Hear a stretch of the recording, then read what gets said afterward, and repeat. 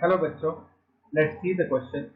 Calculate the simultaneous solubility of AgSCN and AgBr.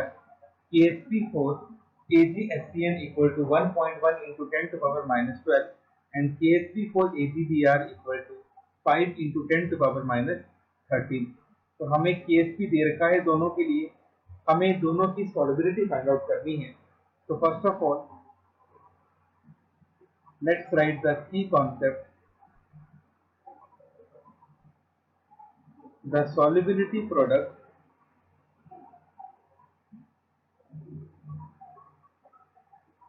is the product of solubility of cation and anion.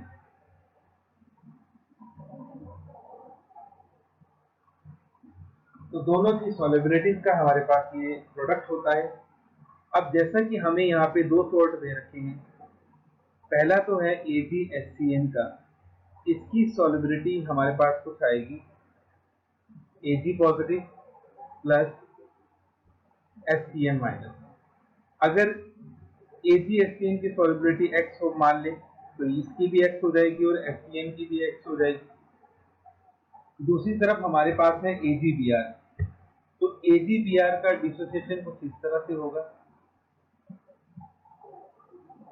Ag positive plus Br minus. अगर मैं AgBr की solubility Y मान लूं तो Ag की भी Y और Br माइनस की भी Y. अब अकॉर्डिंग टू की कॉन्सेप्ट हमें दोनों के लिए solubility प्रोडक्ट लिखना है. तो हमारा जो KSP हो जाएगा AgBr के लिए, that is equal to solubility of Ag plus into solubility of Br minus. अब यहाँ पे दोनों से हमें Ag plus मिल रहा है, तो Ag plus की solubility हमारे पास कितनी हो जाएगी X plus Y, और Br की solubility हमारे पास कितनी है Y. और AgBr के लिए KSP हमें कितना दे रखा है 5 into 10 to power minus 30. दूसरी तरफ KSP4 AgSCN equal to KSP solubility of Ag into solubility of SCN minus.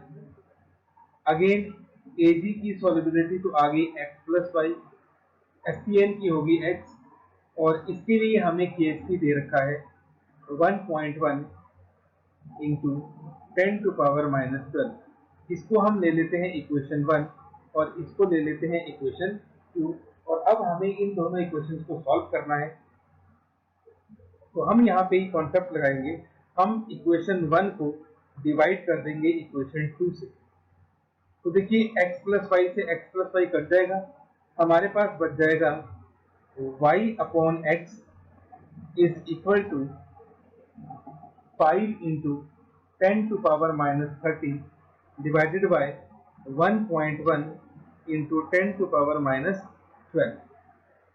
यहाँ से हमारे पास y अपॉन x की जो वैल्यू है वो लगभग आ जाएगी 1/2 के इक्वल. तो हम लिख सकते हैं x is equal to 2y. अब ये जो हमारे पास x की value I, put it in equation 1. इसको हम इक्वेशन 1 में पुट कर देंगे तो इक्वेशन 1 हमारे पास बन जाएगी 2y plus y into y equal to 5 into 10 to power minus 30.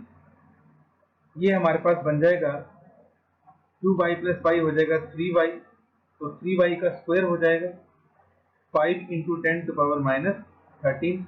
तो यहाँ से y जो है हमारे पास वो आ जाएगा under root 5 into 10 to power minus 13 upon 3. इसको हम सॉल्व करेंगे तो यहाँ से हमारे पास जो y की वैल्यू है वो आ जाएगी लगभग 4.08 इंटू 10 टू पावर माइनस 7 मोल पर लीटर. तो ये हमारे पास y की वैल्यू आ गई. अब x इसके इक्वल है 2y के, तो x कितना आ जाएगा 2 इंटू 4.08 इंटू 10⁻⁻7, तो x की वैल्यू लगभग हमारे पास आ जाएगी 8.16 इंटू 10⁻⁻7 मोल पर लीटर। तो हमारे पास x की वैल्यू भी आ गई और y की वैल्यू भी आ गई। अब x हमने किसको मान रखा था, AgSCN को, और y किसको मान रखा था, AgBr को। इसका मतलब ये हुआ कि AgBr की जो सॉल्युबिलिटी है वो हमारे पास आई 4.08 इंटू 10⁻⁻7 मोल पर लीटर, और AgSCN की हमारे पास आई 8.16 into 10⁻⁻7 mole per liter. This is the answer. Hope you understood it well. Best of luck. Thank you.